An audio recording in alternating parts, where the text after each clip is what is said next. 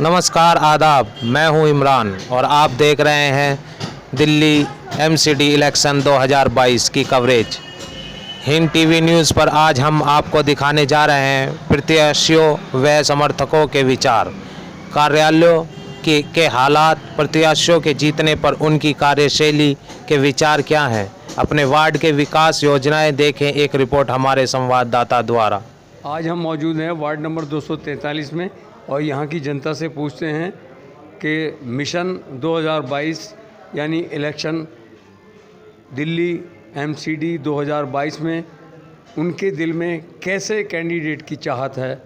तो मेरे सामने बैठे हुए हैं। देखिए सर, बात ऐसी है कि हमारे क्षेत्र वार्ड 243 में आप देख सकते हैं गली गली में कूड़े के ढेर लगे हुए हैं। इस जो पिछला कैंडिडेट था इसने यहाँ इलाके में कोई काम नहीं किया। अब हमें ऐसे कैंडिडेट की ज़रूरत है जो हमारे इलाके की साफ़ सफाई का हर चीज़ का ध्यान रखते हैं। और हम चाहते हैं कि अब हमारे इलाके में MIM की पार्टी से जो डॉक्टर चाहते हैं जी MIM चाहते हैं जो अपने क्षेत्र की सही देखभाल कर सके। और इसके लिए जो है ये डॉक्टर अनवर अली जिन्होंने बड़ी परेशानियों में पर गंभीर स्थितियों में साथ दिया है लोगों को, आज उन लोगों को इनका साथ देना चाहिए। हमें कैंडिडेट जो चाहिए वो हमें डॉक्टर अनवर जैसा चाहिए। कोरोना के दौर में इन्होंने अपना अस्पताल खोला और हर किसी का इलाज करा। इन्होंने ये नहीं देखा कि मेरे साथ में क्या होगा, लेकिन इन्होंने लगे रहे मरीज के साथ में। अच्छा कैंडिडेट चाहिए अनवर भाई जैसा। इन्होंने कोरोना के टाइम पर हम लोगों के यहाँ पर बहुत अच्छे तरीके से मदद की थी। इस चुनाव में हमें ऐसा उम्मीदवार चाहिए जो आगे भी बग़ैर मफाद के तमाम जनताओं का काम किया हो, जिनका नाम है डॉक्टर मोहम्मद अनवर। जी हाँ डॉक्टर साहब अपने ऑफिस से यानी अपने घर से निकल कर, ये उनका कार्यालय है, और जो इस घर से जब जाते हैं, ये घर आप देख रहे हैं सामने, वो जो है जो घर घर जाकर प्रचार करते हैं जैसे कि आचार संहिता का उल्लंघन ना हो, उसके अंतर्गत ये अपने क्षेत्र में जाकर जो है उनसे समझाते हैं। जी हाँ, देखें ये किस तरह से रैली टाइप में अपने घर से निकलकर लोगों तक पहुंचते हैं।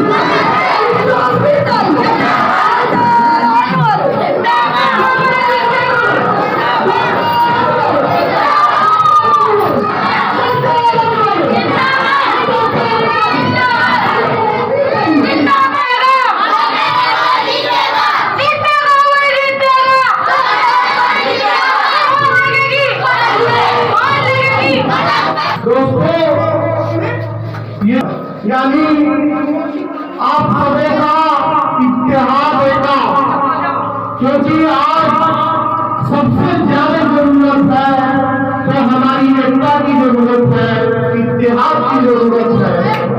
क्योंकि इतिहास के बुनियाद पे ही होता है। अगर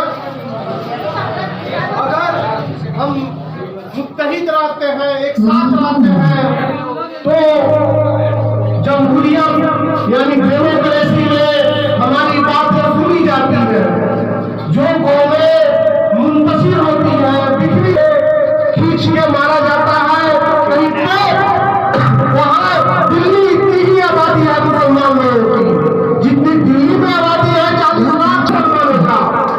12% बहाली होती है तो 12 मुसलमानों की भी बहाली होती है तेलंगाना में, क्योंकि वो मुत्तहिद है। सुदूर गांव का इलाके हैं, रोड सड़कें अच्छी हैं, क्या हमारा अधिकार नहीं है कि हम चमचमाती हुई रोडों पे गुजरे? क्या हमारा अधिकार नहीं है कि हमारी नालियां जो है ये कूड़े के अंबार में हो, सफाई और सुथराई का निजाम हो, मौसम की तब्दीलियों से जो बीमारियां होती है, नाली में कीड़े जरासीम जो बैक्टीरिया पलते हैं, उनको खत्म करने के लिए दवाओं का छिड़काव क्या हमारे लिए नहीं बना है? क्या वो कुछ खास लोगों के लिए या खास जगहों के लिए बना है? क्यों नहीं उठाए?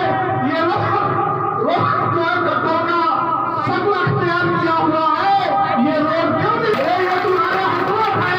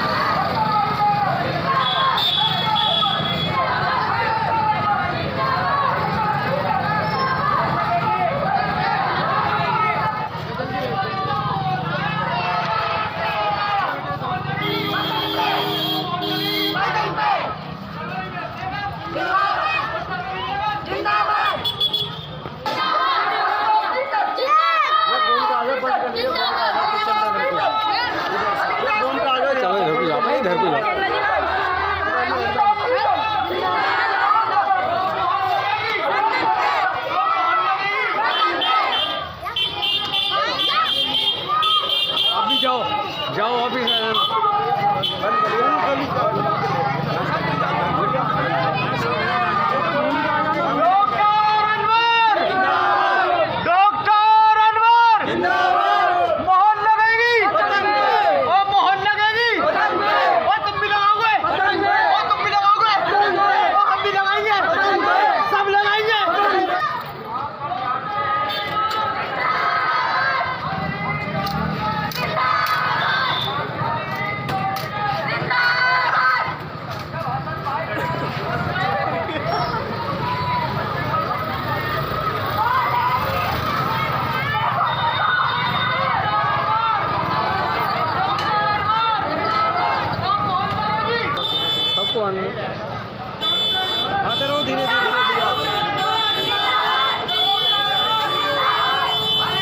जैसे कि दिल्ली के एमसीडी चुनाव 2022 का आगाज़ हो चुका है, इसी सिलसिले में सभी पार्टियों ने अपने अपने कैंडिडेट मैदान में उतारे हैं। उसी तरह ऑल इंडिया इत्तेहादुल मजलिस मुस्लिमीन की जो पार्टी है अवैसी जी की, उन्होंने अपना कैंडिडेट उतारा है सरवरी बेगम को। और मेरे पास मेरे सामने बैठे हुए हैं सरवरी बेगम के शौहर जनाब डॉक्टर MM अनवर साहब, जो कि एक अपने आप में एक ऐसे पढ़े लिखे इंसान हैं जो क्षेत्र का विकास सही ढंग से कर सकते हैं, क्योंकि इस मैदान में जो भी उतरेगा वो पढ़ा लिखा होना चाहिए। उसे एक नहीं कई मुश्किलों का सामना करना पड़ता है। फ़िलहाल हम उनसे बातचीत करते हैं कि डॉक्टर साहब, जो आपको टिकट मिला है, इसमें क्षेत्रवासियों के लिए क्या करना चाहेंगे, और ये जो वार्ड है 243, ये आपके लिए क्या है? जी, आपका स्वागत है। आपका बहुत बहुत धन्यवाद जो आप मुझसे बात कर रहे हैं और मेरी सोच को जानने की कोशिश कर रहे हैं। सबसे पहले मेरी पार्टी का जो नाम है AIMIM, all India Ittehadul Muslimeen, और यहाँ से जो प्रत्याशी हैं वार्ड 243 मुस्तफ़ाबाद वार्ड नाम है, और मेरी वाइफ सरवरी बेगम है। जी जी। वो एक ग्रेजुएट है और मैं खुद एक MBBS डॉक्टर हूँ। जैसा कि वाकई में प्रत्याशी पढ़ा लिखा होना चाहिए, उसमें सारी मुकम्मल चीज़ है। जी, जब आदमी शिक्षित होता है तो चीज़ों को खूबसूरती से, बारीकी से जानता और पहचानता है, जनता की मूलभूत समस्याओं को समझता है। सबसे पहले डॉक्टर साहब मैं जानना चाहूँगा, राजनीतिक आपके लिए क्या है? राजनीति आपके लिए क्या है? राजनीति मेरे लिए सेवा है और समाज सेवा। सामाजिक सेवा है। दूसरी बात यह है कि समाज में बदलाव जो है राजनीति से ही होती है। इंसानी ज़िंदगी में जो भी बदलाव होते हैं, जो भी किसी देश के अंदर दिशा और निर्देश, दिशा और कार्य होते हैं, वो राजनीति के ही थ्रू होते हैं। राजनीति से प्रेरित होके ही कोई भी कार्य देश और डेमोक्रेसी में चलता है। यहाँ पर जो वार्ड 243 है वो आपके लिए क्या है? क्या चीज़ है आपके लिए? ये तो मेरा परिवार है और मैं इसको अपना परिवार और अपना घर इसको समझता हूँ। और जो भी इस वार्ड के अंदर हैं वो मेरे भाई, बुज़ुर्ग और मेरे बच्चे, माएँ और बहनें हैं। यहाँ पर इस वार्ड में इस कदर समस्याएं हैं, जैसे कि कुछ के राशन कार्ड नहीं बने, किसी की वृद्धा पेंशन योजना नहीं बनी, किसी के बच्चे जो हैं वो परेशान हैं, उनके गुजारा भत्ता भी नहीं हो पाता है, ना कोई लाइब्रेरी है, ना कोई बारात घर है। इस तरह की मतलब मैं समझता हूँ समस्याओं का इतना बड़ा भंडार है, उसको आप कैसे मेंटेन करेंगे? सबसे पहले जो हमारा वार्ड है, यहाँ जो मूलभूत समस्याओं की बहुत ही कमी है और मूलभूत समस्याएं यहाँ बहुत ज़्यादा हैं। इससे पहले कई सालों से अलग अलग राजनीतिक पार्टियों के यहाँ से काउंसलर और विधायक जीतते रहे हैं। जीतने के बावजूद जो एक इंसानी ज़िंदगी के लिए मूलभूत सुविधाएं होती हैं, यहाँ दूर दूर तक नज़र नहीं आती। यहाँ कूड़े की भंडार है। एक काउंसलर का ड्यूटी है कि वो अपने वार्ड के अंदर सफाई और सुथराई का उचित व्यवस्था करे। अब बताइए, ये देश के राजधानी दिल्ली का एक इलाका है और यहाँ कूड़े इतने चारों तरफ बिखरे पड़े हैं, गंदगियों का अंबार है। लगता है कि ये देश का बहुत पिछड़ा तरीन इलाके का एक कोई हिस्सा है। यहाँ देखने से प्रतीत होता है कि यहाँ के निवासी हैं वो दोयम दर्जे के तरीके पे रखे गए हैं। मुझे एक सवाल और याद आ रहा है।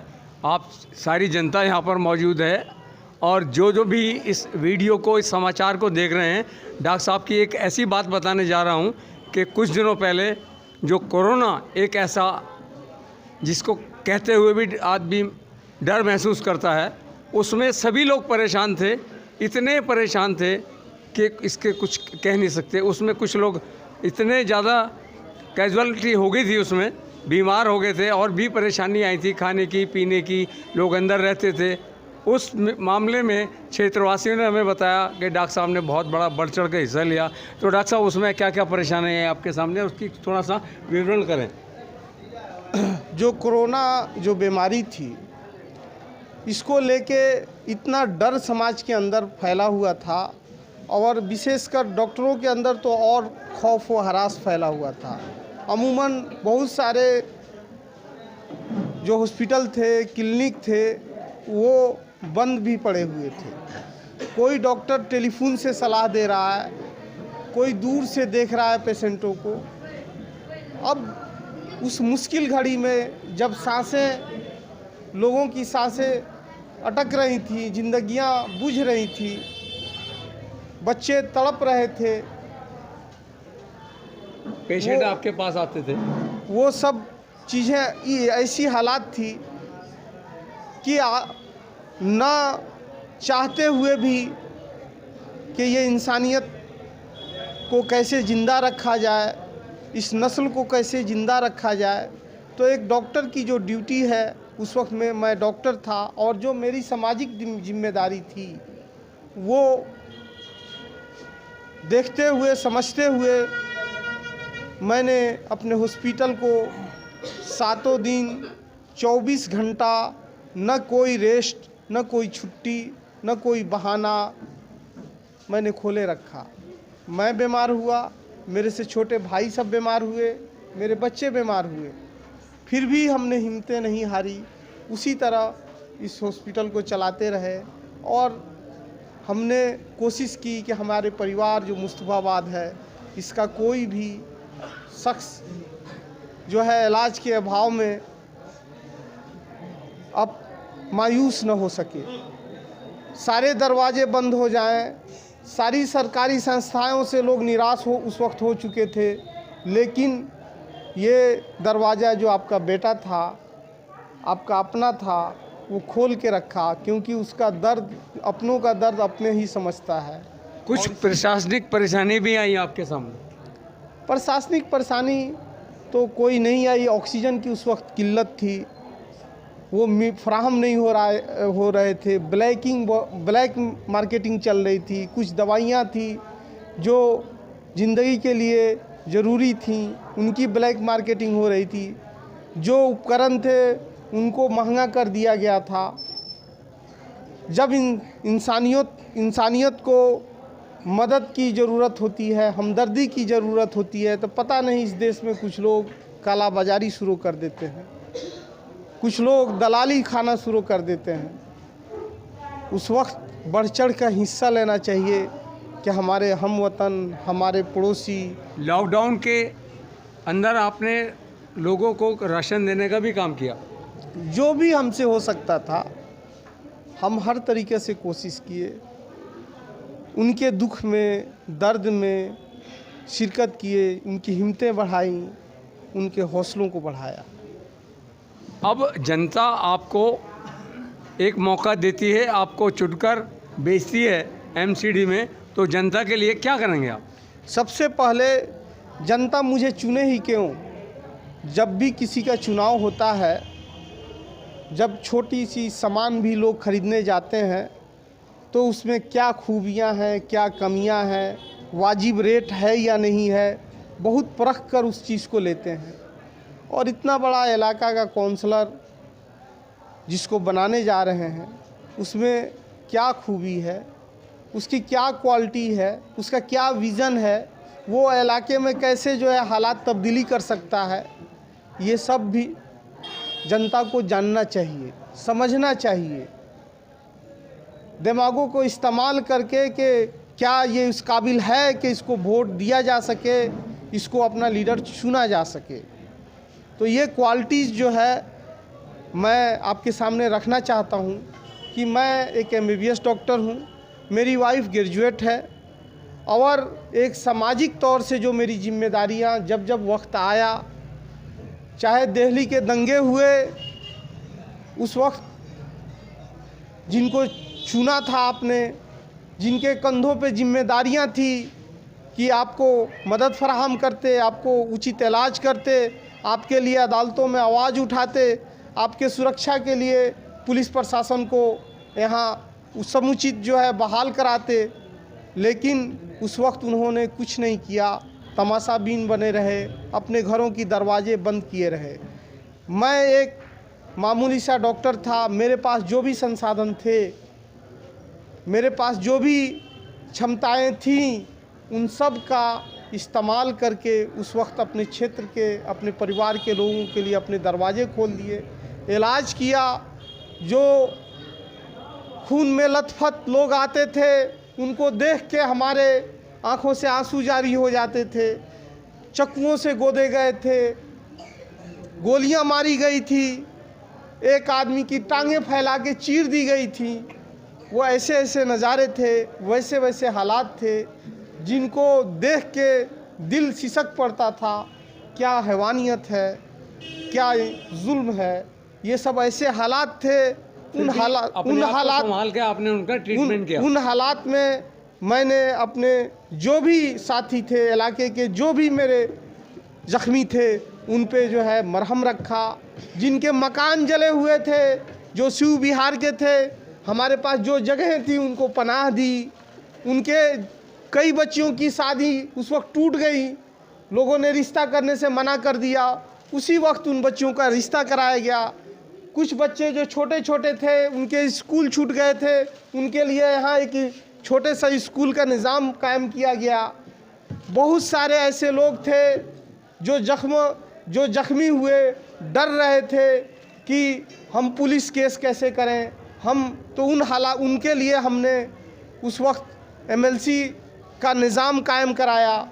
उनका सारे जो जख्मी थे उनका जो है medical examination, medical legal aspect ये किया, वकीलों का इंतज़ाम किया, सबका जो है केस दायर कराया। जिन लोगों को अरेस्ट किया जाता था उनके मदद के लिए हम वकीलों को लीगल सपोर्ट देते थे। जो उस वक्त हो सकता था हमने अपनी तवानाई का इस्तेमाल किया। तो ये एक आजमाया हुआ, आपका पहचाना हुआ, देखा हुआ, भला हुआ है। ये 2 साल पहले की घटना है, इसको आप भूले नहीं है। मैं वादे नहीं कर रहा हूँ, मैंने आपके दरमियान रह के काम किया है, अपनी कैरियर दांव पे लगाई है, अपने बच्चों की ज़िंदगियों दांव पे लगाई है, अपनी जो भी ख्वाहिशें थी उनको एक तरफ रख कर लोगों के लिए खड़ा हुआ है। इसीलिए आज मैं आपके दरमियान ये कह रहा हूँ कि आप, जब मेरे पास कुछ भी नहीं था तब मैं खड़ा हुआ, आज अगर आप ताकत बख्श देंगे, जमहूरियत में वोट का कीमत है, कुव्वत है, अगर वो दे देंगे तो यहाँ की जो भी समस्याएं हैं, जो भी ये सरकारी योजनाएं हैं, वो आप तक पहुँचेंगी। जो आपके हकूक़ हैं वो दिए जाएंगे। ये वादे नहीं हैं, ये किया गया है यहाँ से। और इंशाअल्लाह जब आप हमें चुनेंगे तो वो जो भी हकूक़ हैं उसी तरह और उससे भी बढ़कर जो पहले किया गया है आप तक पहुँचाया जाएगा। समाज में जो सबसे अंतिम पायदान पे खड़ा हुआ व्यक्ति, जिसको कोई पुरसाने हाल नहीं है, उस तक उसकी मदद पहुंचाई जाएगी। इस इलाके का उम्मीद का किरण बनेंगे इंशाअल्लाह ताला। जो बेवाएँ हैं, जो यतीम हैं, जो मिस्कीन हैं, उनके लिए ये जगह, ये इलाका जो है एक उम्मीद का किरण और आस का एक वजूद बनेगा इंशाअल्लाह ताला। आप मुझे जिताएं। जो लोग, क्यों मुझे ही, क्योंकि इससे पहले एक पॉलिटिकल पार्टी के बहुत सारे काउंसलर हुए, कभी वो पार्टी दिल्ली के तख्त पे भी थी, यहाँ के सूबाई हुकूमत भी की उस पार्टी ने, उसके बावजूद ये इलाका इतना पिछड़ा हुआ है। क्यों? यहाँ मुख्यमंत्री और प्रधानमंत्री भी रहते थे, क्या वो सवाल जवाब नहीं कर सकते थे अपने काउंसलर कॉरपोरेटर से कि क्या तुझे शर्म नहीं आती कि राजधानी में ये बुरे हालात हैं? उनके कई काउंसलर आए और गए, लेकिन हालात वैसे ही रहे, बद से बदतर होते गए, कोई पुरसाने हाल नहीं था। आज जो नया उसी पार्टी से लोग आए हैं तो वो वादे कर रहे हैं, क्या वो वादों पे खरे उतरेंगे? पार्टी भी वही है, लोग भी वही हैं, चेहरे बदल गए हैं। तो क्या आप उम्मीद करते हैं कि आपके हालात बदलेंगे या आपका काम होंगे? नहीं होंगे। तो मैं आपसे पुरजोर सब बिल करता हूँ। रही बात कांग्रेस की और रही बात आम आदमी पार्टी की, तो आम आदमी पार्टी वो ही पार्टी है जिसने मरकज पे ताला लगवाया। इसके बीजेपी के जब विधायक परवेश वर्मा और जो है नंद किशोर गुर्जर ने गलत सलत बयानी की थी, तो ये ही पार्टी जो आपकी अपनी पार्टी है उसने FIR दर्ज कराया। क्यों नहीं कांग्रेस ने कराया? क्यों नहीं जो आप पार्टी ने कराया या कोई और पार्टियों ने कराया जो आपके वोट लेते हैं, फिर भी उसके बावजूद जो है आपके लिए वो खड़े नहीं होते हैं। इसीलिए मैं बोलता हूँ कि आप एम्पावरमेंट होइए, सशक्त होइए, तभी आपकी आवाज़ सुनी जाएगी। ये सिर्फ सशक्तिकरण की मुहिम है। आप एकजुट होइए, इलाके का तस्वीर बदलेगा। आपसे लिंटर पे पैसे लिए जाते हैं, आपसे समरसेबल पे पानी पीना आपका अधिकार है, उस पे भी पैसे वसूले जाते हैं। कारोबार जो सरकार की जिम्मेदारी थी कि बेरोजगार को रोजगार देना, लेकिन सरकार नहीं दे रही है। आप अपने दम पे रोजगार कर रहे हैं, फिर भी जो है आपसे जो है पैसे ऐंठे जा रहे हैं। ये सारी चीज़ें यहाँ से इन चीज़ों को बंद किया जाएगा इंशाअल्लाह ताला। मैं इसीलिए बोल रहा हूँ कि आप मुझे चुने, आप उनसे मुआवजा कीजिए जो दूसरे कैंडिडेट हैं उन्होंने क्या किया और मैंने क्या कर रखा है। वो वादे कर रहे हैं, मैंने किया है। आपका आजमाया हुआ है, वो आपको बहला रहे हैं। तो जो आजमाया हुआ है उस पर भरोसा कीजिए, इंशाअल्लाह ताला इलाके की तस्वीर बदलेगी। एक पार्टी कहती है कि कूड़े के पहाड़ बन रहे हैं, दूसरी कह रही है हमने वो पहाड़ घटाए हैं, और यहाँ तक कि स्कूल की नींव भी रखी जा रही है लेकिन आज तक स्कूल नहीं बन पा रहे। उसके लिए बच्चे परेशान हैं, बहुत दूर जाके पढ़ते हैं, उनके रास्ते के आने जाने में भी खतरा रहता है। उस सिलसिले में आप क्या करें? नाच ना आए तो आंगन टेढ़ा। जब इंसान में कोई चीज़ की बदलाव की इच्छा हो, अगर उसके दिल में तमन्ना हो कि ये इलाके साफ़ सुथरे हो जाएं, तो वो बहानाबाजी नहीं करेगा। ये भी बहानेबाज और वो भी बहानेबाज, सरकार में ये भी है और सरकार में वो भी है। चाहते अगर इच्छा शक्ति होती तो कूड़े भी हट जाते, कम नहीं होते, हट जाते। लेकिन क्या है कि सियासत खेलना है, लोगों को ज़िंदगियों से खेलना है, लोगों की सेहत से खिलवाड़ करना है। अगर ईमानदार होते तो ये राजनीति नहीं करते, काम करते। एक और सवाल, एक पार्टी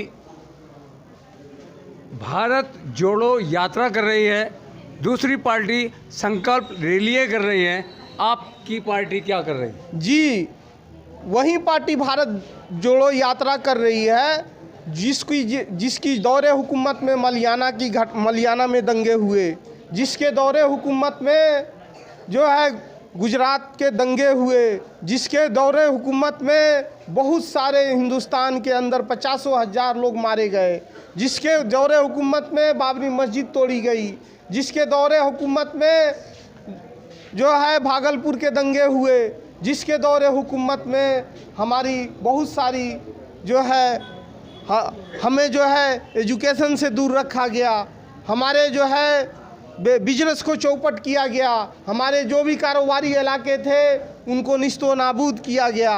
ये वही पार्टी है, भारत जोड़ने की मुहिम पे चली हुई है। लेकिन मैं ये कहना चाहता हूँ, जब मुसलमानों के साथ ये कोई अत्याचार होता है, जुल्म होता है, तो क्या वो पार्टी आवाज़ नहीं उठानी चाहिए थी? नहीं उठाई। तो क्या इस देश में मुसलमान नहीं रहते हैं? क्या मुसलमान इस देश का हिस्सा नहीं है? आप किनको जोड़ रहे हैं? किनको जोड़ रहे हैं? क्या मुसलमान को नहीं जोड़ रहे हैं?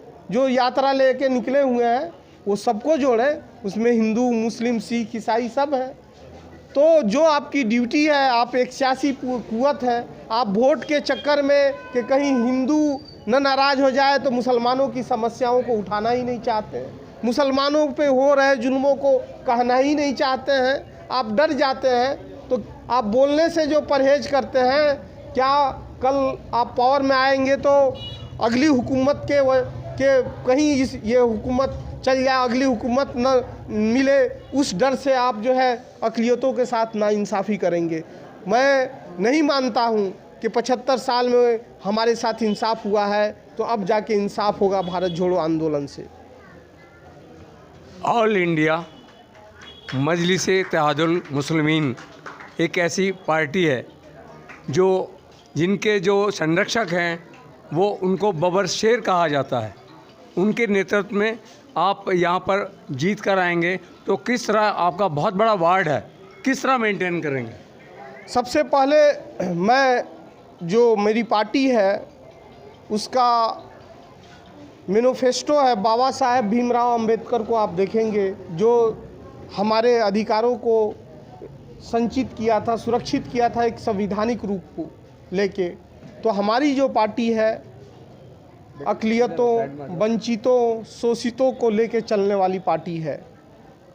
हर व्यक्ति जिसके साथ नाइंसाफ़ी हुई है उसके लिए आवाज़ उठाते हैं, और उस जो आवाज़ बेखौफ आवाज़ उठाता है उसी को शेर बोला जाता है, वहीं बब्बर शेर कहलाता है।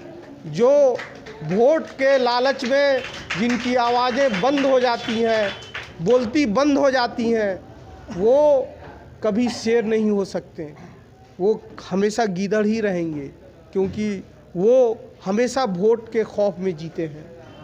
तो शेर शेर ही होता है, वो उसको फ़र्क नहीं पड़ता है कि कोई वोट दे या न दे। हमारा काम है, हमारा ड्यूटी है, सामाजिक और संवैधानिक ड्यूटी है कि हम मजलूमों के लिए आवाज़ उठाते रहेंगे, जालिम के खिलाफ बोलते रहेंगे। ये हमारी पार्टी का पहला मंसूर है।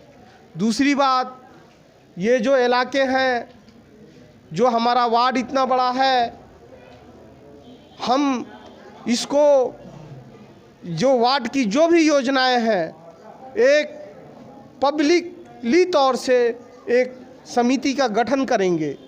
अलग अलग हिस्सों में वो समिति बनेगी और उस समिति मेरे को बताएगी कि यहाँ की किन किन गलियों, किन किन घरों की क्या मुद्दे हैं, क्या कमियां हैं, बेसियां हैं। उस समिति के थ्रू, उस समिति के माध्यम से जो है हर घर तक, हर दरवाजे तक पहुंचा जाएगा। हर लोग मेरे पास नहीं आएंगे काम कराने के लिए, हम उनके पास जाएंगे, उनके इलाके के मस्जिदों, मंदिरों तक पहुंचेंगे, उनको आवाज़ देंगे कि हम आ गए तुम्हारे काम कराने के लिए। हर जो भी छोटी से छोटी योजना है, चाहे बड़ी से बड़ी योजना है, उसको इस इलाके में लाएंगे और लोगों तक पहुंचाएंगे। जी, हमारी जो है टीम जो मुसलसल इस पे काम करेगी।